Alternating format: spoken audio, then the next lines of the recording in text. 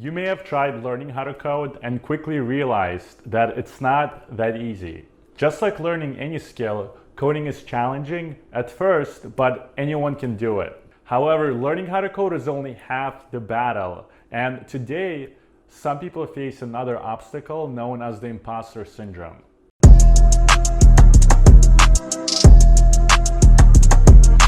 People feel the imposter syndrome when they step outside their comfort zone and they begin feeling anxious, or they start feeling the discomfort that comes with doing something out of their norm.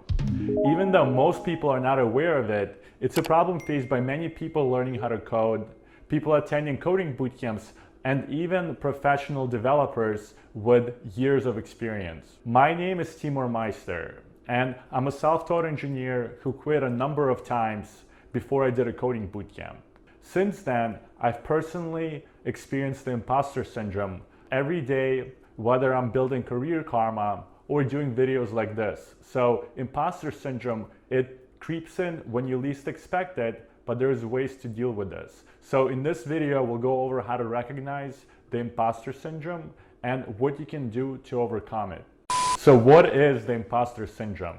Imposter syndrome isn't a physical condition, but it's something that could make you feel a little anxious or worried or nervous, even make you throw up. Let's start by looking at it in the context of natural human emotion. Imagine your first day at a new job. Chances are you're a little nervous, you're glad you got the job, but you're feeling unsure if you'll be able to live up to all the expectations you set for yourself during the interview. This is a natural feeling, and almost everyone has had that on their first day on the job. If you could remember that feeling, then you were probably experiencing the symptoms of the imposter syndrome. Imposter syndrome is usually defined as the feeling that you haven't earned your success. With that said, the imposter syndrome can manifest in many ways. Some people believe that skills aren't sufficient for their position, or others believe they couldn't have possibly earned their success without their own abilities. They fear that eventually someone will expose their shortcomings. Feelings of self-doubt can be incredibly difficult to deal with, especially for long periods of time. And so the imposter syndrome can ruin someone's confidence and give them a wrapped self-image. With that in mind, it's easy to see how the imposter syndrome can lead to all sorts of problems. And it can even cause people to sabotage themselves when they rightfully earn their success. This is why it's so important to recognize symptoms and overcome those feelings however they manifest. Hopefully by the end of this video, you'll begin to overcome imposter syndrome yourself and even help someone else recognize and defeat the imposter syndrome in their own lives. Let's talk about the imposter syndrome self-diagnosis. There's a wide array of symptoms that could indicate the imposter syndrome. So keep in mind that it's completely normal to experience the symptoms of the imposter syndrome throughout your life. So the first symptom is feeling like your success is not your own. Often people with the imposter syndrome don't believe they've earned their success throughout their own means. They'll attribute it to others and believe other factors played a bigger role. The second symptom is you won't take on more responsibility. People with imposter syndrome tend to only focus on their own work, trying to perfect it. They won't do anything else because it could compromise their work, even if the extra responsibility has the potential to increase their skill set. So let's talk about the third symptom. You take on too much responsibility. Conversely, people with imposter syndrome might set impossible goals for themselves or take on too much responsibility, essentially setting themselves up for failure. They're hard on themselves when they don't reach these lofty heights. Let's talk about the fourth symptom. You believe you won't meet the set expectations. People with the imposter syndrome often feel like they won't live up to what others expect of them or what they expect of themselves. This belief can create intense self-doubt, anxiety in that individual. As you can tell, this list of symptoms keeps on going. The next one is self-sabotage. Self-doubt and low self-esteem will inevitably lead to self-sabotage. This is because someone who thinks they're an imposter will have the belief they don't deserve anything, and thus won't make the attempts at bettering themselves or their situations. The next symptom is you hate your job, but you don't do anything about it. People with the imposter syndrome may be dissatisfied with their job, but they never do anything to try and leave it.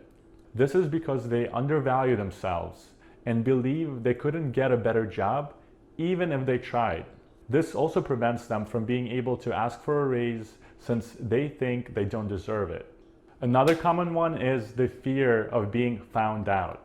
People with imposter syndrome think that eventually their lack of ability will be exposed and that they will be found out to be incompetent or unworthy of their job. Which brings us to another section. Why is the imposter syndrome so common amongst coders? The imposter syndrome can occur in any career field, but it seems to be particularly prevalent amongst programmers. But why? Coding takes practice. It's fast-changing and an exciting career. The vast majority of programmers hit a roadblock or two from time to time. So it can happen fast and it might seem daunting. Maybe there's a new coding language you didn't learn, or perhaps there's a surprise bug in the system. And for some reason, the new programmer seems to have it all figured out. All of these things can create the feeling of inadequacy, especially if you're new to the coding world.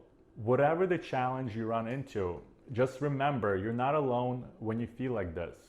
Coding is one of the fastest developing fields in the world. There are constantly new technologies coming out and new information you can learn.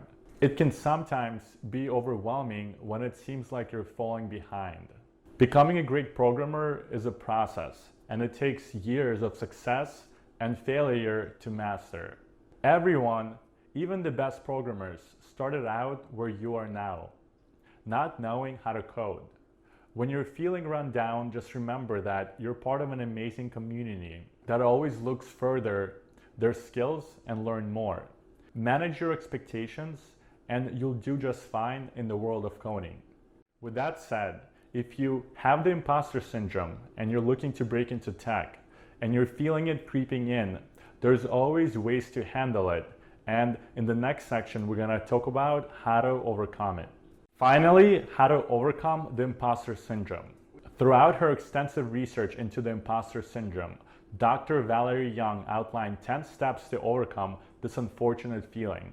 Of course, if you're having intensive feeling of anxiety or depression, make sure you seek help and don't attempt to deal with it all on your own. So here are the 10 ways to help you overcome the imposter syndrome. The first one is to talk about it. Don't keep your feelings bottled up. Now that you know you're not alone, you can start seeking solace from others and let them know how you're really feeling. Just getting this off your chest instead of holding it in can make a huge feeling and make you feel better. The next strategy is don't mix emotions with facts. Everyone can feel inadequate or lesser at some point in their life. It's important to recognize these are just feelings, not actual truths. You're not incompetent, even if you feel that way at times.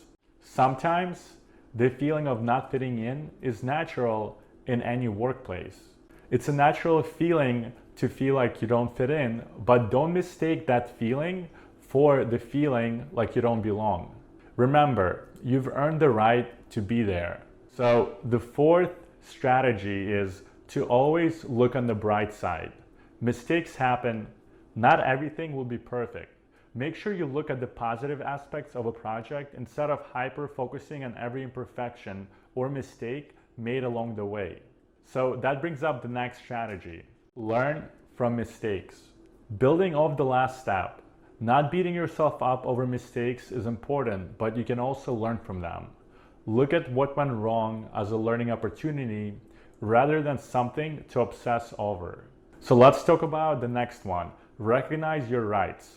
You don't have to know everything to be perfect. Everyone has the right to have bad days, make mistakes, seek help, ask questions about something they're unclear about.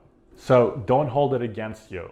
So the next strategy is change your mental script. The little voices in your head telling you you're not good enough are mental constructs of your own making. So change the blueprints of these constructs. Instead of telling yourself that you can't possibly do well on a project due to your lack of knowledge, tell yourself that you're capable of learning what you need to learn to complete the project and that you'll be able to finish it due to your own competency. So the next one is visualize your success. Don't imagine that everything is going to go wrong. Picture yourself achieving success. This puts you in the right mindset to succeed.